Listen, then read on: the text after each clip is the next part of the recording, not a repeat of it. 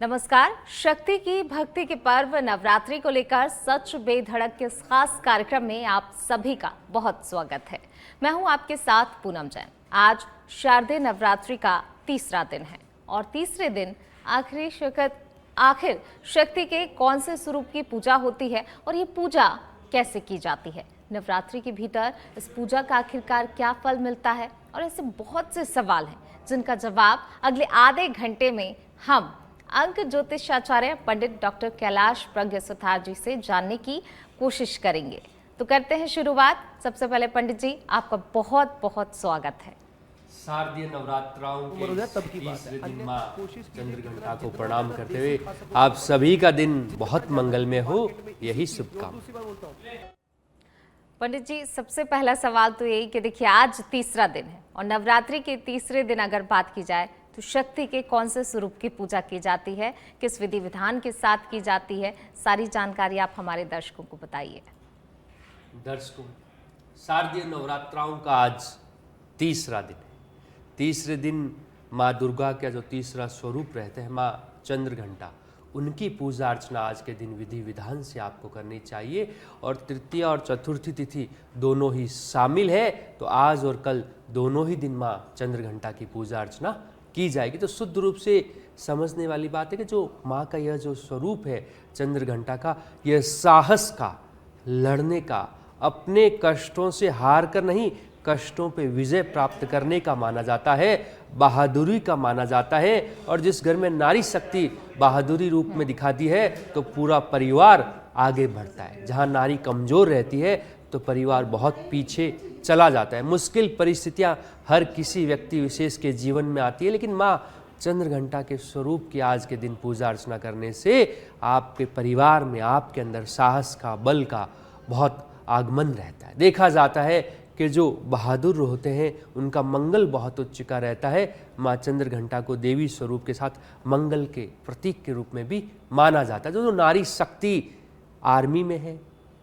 Police सेवा में है, अन्य कोई डिफेंस सेवा में, रक्षा सेवा में या अन्य सुरक्षा सेवा में कहीं पे भी भारतवर्ष में कार्य कर रही है, तो वह माँ चंद्रघंटा के स्वरूप के रूप में कार्य कर रही है, क्योंकि साहस के प्रतीक के रूप में माँ चंद्रघंटा की आज के दिन विधि विधान से पूजा अर्चना की जाती है। बिल्कुल पंडित जी, जो ये पर्व है एक तरीके से, जिस तरीके से आपने भी वर्णन किया इस तीसरे स्वरूप को लेकर, कहीं ना कहीं जो है आध्यात्मिकता के संदेश के साथ साथ नारी का सम्मान करना भी ये पर्व हमें सिखाता है। ये त्योहार हमें सिखाता है कि किस तरीके से हमें नारी का सम्मान करना है। और नारी सिर्फ जो है एक कमज़ोर नहीं है, मजबूत भी है। दो पहलू हैं नारी के, वो मजबूती भी दिखाता है ये पर्व कि कितनी मजबूत है नारी शक्ति। पंडित जी, इसी के साथ मूलांक की भी यहाँ पर मैं बात करना चाहूँगी कि मूलांक जो है, मूलांक वाले अलग अलग, अगर 1, 2, 3 मूलांक वालों की बात की जाए, वो किस हिसाब से माँ की पूजा करे, कैसे माँ को प्रसन्न करे। हालांकि देखिए कहते हैं कि भगवान भाव के भूखे होते हैं, भाव अच्छे होने चाहिए, लेकिन फिर भी विशेष कृपा प्राप्त करने के लिए, क्योंकि ये नवरात्रि का ये पर्व है, इसमें विशेष आराधना पूजा होती है, ऐसे में मूलांक वालों की अगर बात की जाए 1, 2, 3, तो वो किस प्रकार से पूजा अर्चना करें। मूलांक 1 सूर्य का अंक माना जाता है। 1, 10, 19 और 28 जन्म तारीख वालों के लिए, क्योंकि सूर्य का अंक है। और आज के दिन माँ चंद्रघंटा के संदर्भ में अगर बात की जाए तो आज आप जब भी माँ की पूजा अर्चना करें, लाल रंग के वस्त्र पहनकर मातेश्वरी की पूजा अर्चना करें। पूजा के थाल के अंदर गेंदे के जो पीले रंग के पुष्प रहते हैं उससे माँ का श्रृंगार कीजिए। अनार का भोग लगाना आज मातेश्वरी को आपके द्वारा बहुत सर्वश्रेष्ठ रहेगा। और आने वाले दिनों के अंदर अगर कोई सरकारी काम, चाहे आप सरकारी एग्जाम दे रहे हैं या सरकारी सर्विस में आपको पदोन्नति चाहिए या सरकारी कोई कॉन्ट्रैक्ट का काम अगर आप कर रहे हैं, तो आज के दिन कुंजिका स्तोत्रम का पाठ आपको विशेष रूप से मूलांक 1 वालों को करना चाहिए। किसी भी तरह से अगर आप शादीशुदा हैं तो सब पत्निक आप कोशिश कीजिए कि आज के दिन आप पूजा अर्चना करें, भले ही आपकी पत्नी के अंक कोई से भी हो। माँ चंद्रघंटा की जब पूजा करें तो ध्यान रखिएगा, पूजा संपन्न होने के बाद आरती जरूर करें। अक्सर देखा जाता है कि लोग सिर्फ पूजा की और रवाना हो जाते, आरती नहीं करते। सिर्फ दीपक जलाना, भोग लगाना के साथ साथ आरती भी पूजा का एक भाग रहती है। मूलांक 2 चंद्रमा का भोले शंभु भोलेनाथ का अंक माना जाता है। 2, 11, 20 और 29 जन्म तारीख वालों के लिए, चूँकि 2 का अंक चंद्रमा और माँ के स्वरूप का माना जाता है और माँ चंद्र घंटा की पूजा जब 2 के अंक वाले करते हैं, सफ़ेद रंग की जो खीर रहती है चावल की, आज आपको खीर बनाकर मातेश्वरी को भोग अर्पण करना चाहिए। अक्सर देखा जाता है जब 2 के अंक वाले पूजा पाठ करते हैं तो बहुत दिल से करते हैं, क्योंकि उनको वो चंद्रमा जो रहता है इमोशनल चीज़ों का मालिक होता है और वह जब भी पूजा पाठ में उतरते हैं तो बहुत गहरे अध्ययन के साथ उतरते हैं। देखा जाता है बहुत बार कि चंद्रमा प्रधान व्यक्ति पूजा करते करते रोने लग जाते हैं, आंख से आंसू आने लगते, इतने ज़्यादा वो भावुक हो जाते हैं, पूजा पाठ के अंदर मग्न हो जाते हैं। तो चंद्रमा प्रधान व्यक्तियों को अपनी भावुकता को कंट्रोल करने के लिए भी, क्योंकि चंद्र घंटा माँ साहस के प्रतीक है, बिना साहस के कोई लड़ाई जीती नहीं जा सकती। आप जितना ज़्यादा इमोशनल होंगे अपने आप को कमज़ोर करते जाएंगे। तो आज के दिन मातेश्वरी को खीर चढ़ाएं और दुर्गा चालीसा का जो पाठ रहता है विशेष रूप से 2 के अंक वालों को आज करना चाहिए। मूलांक 3 अंक ज्योतिष का सर्वश्रेष्ठ अंक माना जाता है। 3, 12, 21 और 30 जन्म तारीख वाले, चूँकि यह देवगुरु बृहस्पति का है, जहाँ नारायण है वहाँ लक्ष्मी रहती है, जहाँ लक्ष्मी है वहाँ नारायण रहेंगे। तो मातेश्वरी के स्वरूप की जब भी पूजा अर्चना करें, साथ में भगवान कृष्ण की, लड्डू गोपाल जी की, भगवान विष्णु की या भगवान विष्णु के किसी भी स्वरूप की भी पूजा अर्चना आपको करनी चाहिए। और पूजा के दौरान सेव जो रहती है एप्पल, उसका भोग मातेश्वरी को लगाना चाहिए। विष्णु सहस्त्र नाम के पाठ अपने जन्म कुंडली में राहु, केतु और शनि के दोष को शांत करने के लिए आज के दिन मातेश्वरी की पूजा अर्चना के बाद आपको विष्णु सहस्त्र नाम का पाठ करना चाहिए। तो बहुत सारे जो कष्ट हैं जो आने वाले जीवन में बैठे बिठाए आपके उठापटक करवा सकते हैं, वो खत्म हो जाएंगे। बिल्कुल, देखिए ये तो हो गई मूलांक की बात पंडित जी। अब आगे क्योंकि देखिए सभी लोग भक्ति में लीन हैं, आराधना कर रहे हैं, पूजा मंत्रों का जाप कर रहे हैं, लेकिन व्यापारियों की अगर बात की जाए, हम कई बार देखते हैं कि मेहनत बहुत ज़्यादा करते हैं कई लोग, लेकिन वो सफलता नहीं मिल पाती। कई बार व्यापार की शुरुआत में ही बहुत सारी दिक्कत आती हैं। अब ऐसे में जिन व्यापारियों को काफ़ी ज़्यादा समस्याएं आ रही हैं, अब ये 9 दिन है, 9 दिन जो है सभी भक्त चाहते हैं कि माँ की कृपा उन पर हो, और कहा भी जाता है कि देखिए 9 दिन जो है माँ धरती पर रहती, तो ऐसे में विशेष कृपा हर कोई प्राप्त करना चाहता है। व्यापारियों के अगर जीवन में कोई बाधाएँ हैं, व्यापार में बहुत सारी बाधाएँ आ रही, उनको किस तरीके से व्यापारी दूर कर सकते हैं, वो ज़रा आप बताइए। देखिए, व्यापार, हर व्यक्ति जो व्यापार करता है, कोई माने न माने, व्यापार समाज सेवा के लिए कोई नहीं करता। हर व्यक्ति धनोपार्जन के लिए व्यापार करता है।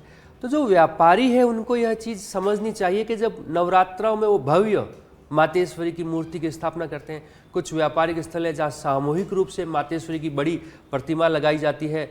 9 दिन नवरात्राओं से पहले खूब चंदा भी इकट्ठा किया जाता है और बड़े भव्य पांडाल में प्रतिदिन खाना रहता है, वीआईपी का आना जाना रहता है और भव्यता के साथ वह व्यापारी, वह व्यापार मंडल मातेश्वरी की पूजा अर्चना करता है। लेकिन आप कर किसकी रहे हैं? माँ के स्वरूप की कर रहे हैं, नारी शक्ति के लिए कर रहे हैं, और अंत में भाव रहता है कि हमारा व्यापार बहुत अच्छा चले। तो सभी व्यापारियों से, अन्य भी किसी कार्य से जुड़े हुए हैं, उन सभी लोगों से मेरा निवेदन है कि आप प्रतिदिन पैसा कमाने के लिए पैसा जो करते हैं, तो जो पैसा जो प्रतीक रहता है वो शुक्र का प्रतीक रहता है, शुक्र नारी का स्वरूप रहता है। तो लक्ष्मी जो रहती है, प्रतिदिन जो लक्ष्मी कामना के लिए जो आप कार्य करते हैं, आपके घर के अंदर जो आपकी पत्नी है, माँ है, बहन है या बेटी है, वह भी लक्ष्मी का स्वरूप मानी जाती है। जब तक आप अपने घर की लक्ष्मी का सम्मान नहीं करेंगे, उन्हें मान सम्मान और प्रतिष्ठा नहीं देंगे, उन्हें उनका हक नहीं देंगे, उन्हें वाणी से संतुष्टि नहीं देंगे, उन्हें उनके मन मुताबिक जो उनका सम्मान है घर में नहीं मिलेगा, तो बाहर वाली लक्ष्मी आपको कभी मिल नहीं सकती। ठीक है, आपने व्यापार किया है, आपने नौकरी की है, आपने जो भी कार्य किया है, उसके अनुरूप तो दाल रोटी के लिए भगवान आपकी व्यवस्था कर देगा। लेकिन कहते ना कि सर्वोपरि, हर कार्य के अंदर जो सर्वश्रेष्ठ होते हैं, जो व्यापार में टॉप पे होते हैं, उनके घर में लक्ष्मी का, घर की जो लक्ष्मी है उनका बहुत मान सम्मान होता है। तो पहले अपने घर की लक्ष्मी का मान सम्मान कीजिए, उसके उपरांत अगर व्यापारी भाई मातेश्वरी की पूजा अर्चना करते हैं तो उन्हें व्यापार में निश्चित रूप से सफलता मिलेगी, क्योंकि लक्ष्मी की शुरुआत आपके घर से रहती है, फिर बाहर आप यह पैसों के लिए कार्य कर सकते हैं। कुंजी का स्रोत्रम रहता है, वह धन प्राप्ति के लिए सर्वश्रेष्ठ माना जाता है। तो आप माँ के स्वरूप के सामने बैठकर लाल रंग के वस्त्र धारण करते हुए आपको कुंजिका स्तोत्रम और श्री सुक्तम के जो पाठ है व्यापारी भाइयों को करने चाहिए। उससे धन आगमन संबंधित जो भी बाधा है, रुकावट है, आपका पैसा कहीं फंसा हुआ है या शुक्र और मंगल की युति जन्म कुंडली में कहीं बन रही है जिससे पैसे का विध्वंस होता है, वह आपकी खत्म हो जाएगा। तो देखिए जिस तरीके से जो है तीसरे दिन किस तरीके से पूजा करनी है, आपको किन बातों का विशेष तौर पर ध्यान रखना है, वो पंडित जी ने आपको बताया। मूलांक 1, 2, 3 के लिए भी बता दिया कि किस तरीके से वो विशेष पूजा अर्चना करके माँ की कृपा प्राप्त कर सकते हैं। लेकिन अब बारी है मूलांक 4, 5 और 6 वालों की, वो भी इंतजार कर रहे हैं। तो पंडित जी उन्हें भी बताइए कि वो क्या विशेष तौर से पूजा अर्चना करें और किन बातों का विशेष तौर पर ध्यान रखें जिससे माँ की कृपा प्राप्त कर सकते हैं। मूलांक 4 राहु का पितरों का अंक माना जाता है। 4, 13, 22 और 31 जन्म तारीख वालों के लिए, क्योंकि यह राहु का पितरों का अंक माना जाता है। आज के दिन जब आप माँ चंद्रघंटा की पूजा अर्चना करें, शुद्ध रूप से कोई गुरु मंत्र अगर आपके पास है तो उस मंत्र की 1 नहीं 3 माला का जाप आज के दिन करना चाहिए। क्योंकि जिस व्यक्ति की कुंडली में पितृदोष है, चाहे पितृ कृपा है, पितरों संबंधित जो भी चीज़ है उसमें उन्नति के लिए माँ चंद्रघंटा की अगर कोई विधि विधान से पूजा अर्चना करता है, अपने गुरु मंत्र की 3 माला का जाप करता है, तो उसके पितृदोष कम होता है और पितृ कृपा है तो उसमें बढ़ोतरी होती है। अक्सर देखा जाता है 4 के अंक वाले पारिवारिक कलेश में बहुत फंसे रहते हैं। 4 के अंक वालों की अपने पिता से बहुत कम बनती है, परिवार में जो मेल है और उम्र में बड़े हैं उनसे बहुत कम बनती है। ननिहाल पक्ष जरूर इनका बहुत स्ट्रांग रहता है, लेकिन हर वक्त आप ननिहाल के भरोसे नहीं रह सकते। आपका जो स्वयं का परिवार है उसके साथ भी आपको तालमेल बिठाकर चलना पड़ेगा। तो यह जो पारिवारिक असमंजस की स्थिति रहती है 4 के अंक वालों के जीवन में, उनके लिए आज के दिन अगर गुरु मंत्र है तो ठीक है, वरना ओम नमः भगवते वासुदेवाय नमः। भगवान कृष्ण को कहते हैं ना, कृष्णम वंदे जगत गुरु, भगवान कृष्ण को सबसे बड़ा गुरु की भूमिका के रूप में विश्व में माना गया है। तो अगर आपके कोई गुरु नहीं है, कोई गुरु मंत्र नहीं है, तो ओम नमः भगवते वासुदेवाय नमः, भगवान जो कृष्ण का यह मंत्र है, इसकी 3 माला का जाप भी आप कर सकते हैं। मूलांक 5 बुध का भगवान श्री गणेश का अंक माना जाता है। 5, 14 और 23 जन्म तारीख वालों के लिए, क्योंकि यह बुध का भगवान गणेश का जो अंक है, इसकी जब मातेश्वरी के संदर्भ में जब पूजा अर्चना की जाती है तो आपको विशेष रूप से गुलाब के जो पुष्प रहते हैं उनसे मातेश्वरी का श्रृंगार करना चाहिए। मातेश्वरी को सफ़ेद रंग का भोग लगाना चाहिए, जिसमें भी रसदार जो मिठाई रहती है, सफ़ेद रंग के रसगुल्ले जो रहते हैं, वह माँ चंद्रघंटा को विशेष रूप से बहुत प्रिय रहते हैं। तो आज के दिन आपको यह भोग लगाना चाहिए। अगर घर के अंदर आपकी गुड़िया है, मतलब भाई की बेटी हो, चाहे स्वयं की बेटी हो या बहन की बेटी हो, उन्हें लाल रंग के वस्त्र आज के दिन भेंट करने चाहिए निस्वार्थ। मन में ये भावना नहीं कि ये किया तो ऐसा होगा, निस्वार्थ रूप से छोटी कुंवारी कन्या जो आपके ब्लड रिलेशनशिप में हो उनको आपको भेंट करना चाहिए। मूलांक 6 शुक्र का देवी कृपा का अंक माना जाता है। 6, 15 और 24 जन्म तारीख वालों के लिए यह जो शुक्र का अंक है, यह एंटरटेनमेंट इंडस्ट्री जो रहती है, कैमरे का जो फील्ड रहता है, एक्टिंग, मॉडलिंग या फिल्म लाइन का जो फील्ड होता है, उनके लिए बहुत सर्वश्रेष्ठ माना जाता है। और माँ चंद्रघंटा जो रहती है, साहस की, निर्भयता की तो प्रतीक रहती है, लेकिन कहते ना, इंसान चाहे कैसी भी परिस्थितियों में हो, उसे अपने आप को फेस करना आना चाहिए। आईने से नज़र मिलानी आनी चाहिए कि वो कितना सही है, कितना गलत। और जब व्यक्ति कैमरे के सामने होता है वो अपने आप से बातचीत करता है। तो आज के दिन 6 के अंक वालों को माँ चंद्रघंटा की जब पूजा अर्चना करते हैं तो दुर्गा चालीसा के साथ साथ दुर्गा सप्तशती के किसी भी एक अध्याय का पाठ आपको आज के दिन विशेष रूप से करना चाहिए। आपको अपने कैरियर में विशेष रूप से सफलता मिल जाएगी। बिल्कुल। तो देखिए 4, 5 और 6 मूलांक वालों को पंडित जी ने बताया कि किस तरीके से जो है किन बातों का ध्यान रखकर आपको पूजा अर्चना करनी है, क्या कुछ करना है, क्या कुछ दान पुण्य करना है, वो सभी पंडित जी ने आपको बताया। पंडित जी एक चीज़ देखिए, व्यापारी वर्ग की हमने बात कर ली, लेकिन अब बात उन लोगों की जिन्हें या तो जो विवाह के लिए बैठे हुए हैं वहाँ दिक्कत आ रही है, या फिर आजकल ये केसेस भी बहुत सामने आ रहे हैं, विवाह के कुछ ही समय बाद बहुत सारी दिक्कतें आने लगती हैं, कई घर टूटने की कगार पर होते हैं। टूट चुके होते हैं। ऐसे में अगर जो है दिक्कतें आ रही हैं, किस तरीके से उन दिक्कतों को दूर किया जा सकता है 9 दिनों में? उनके लिए कोई विशेष पूजा अर्चना कि उनके जीवन में शांति हो, और जो लोग विवाह के लिए हैं, उनको विवाह करने के लिए बैठे हुए हैं, उनको अगर कोई दिक्कत आ रही है, विवाह नहीं हो पा रहा है, तो उन्हें भी आप बताएं कि क्या वो विशेष पूजा अर्चना कर सकते हैं। दर्शकों, विवाह पहली चीज़ तो जिनका विवाह नहीं हो रहा, जो लोग कहते हैं उम्र निकलती जा रही है विवाह नहीं हो रहा, या विवाह के लिए बहुत प्रयासरत है लेकिन अपने अनुसार या अपनी पसंद का वर या वधू उनको नहीं मिल रहा, तो जो लड़कियां हैं, जो कन्याएं हैं जिनके विवाह में दिक्कत आ रही है, विवाह नहीं हो रहा, या जिनकी एक इच्छा शक्ति रहती है कि हमें हमारे कैडर के अनुरूप लड़का या लड़की मिले, तो उन्हें सदैव भगवान विष्णु की जो पूजा रहती है, गुरुवार की जो पूजा रहती है, वह करनी चाहिए।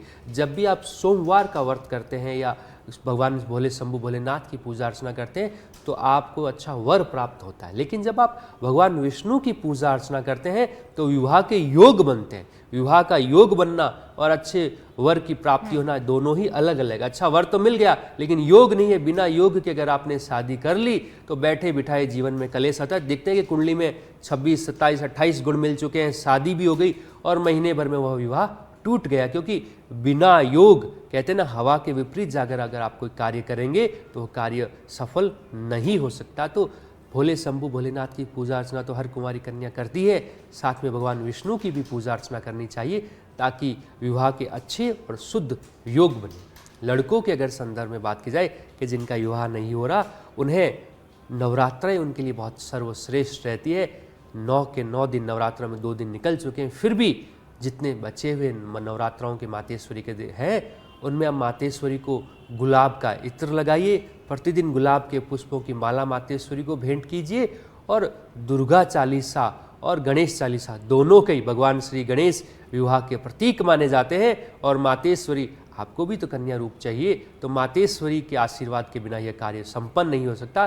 तो हर लड़के को नवरात्राओं में दुर्गा चालीसा और गणेश चालीसा का पाठ विधि विधान से मातेश्वरी को ध्यान में रखते हुए करना चाहिए। और अब वह लोग जिनका विवाह तो संपन्न हो गया लेकिन विवाह में वो बात नहीं बन रही, या तो कलेश है या फिर वो डिवोर्स के लिए जाने वाले हैं या डिवोर्स चल रहा है या घरेलू कलेश इतना ज़बरदस्त तरीके से चल रहा है कि शादीशुदा जीवन नर्क के समान बना रहता है। उसमें लड़की हो या लड़का, जब लड़कियों की जन्म कुंडली में गुरु जितना खराब रहेगा उनके वैवाहिक जीवन में उतने ही कलेश रहेंगे, लड़कों का जितना शुक्र खराब रहेगा उतना ही उनके वैवाहिक जीवन में कलेश रहेगा।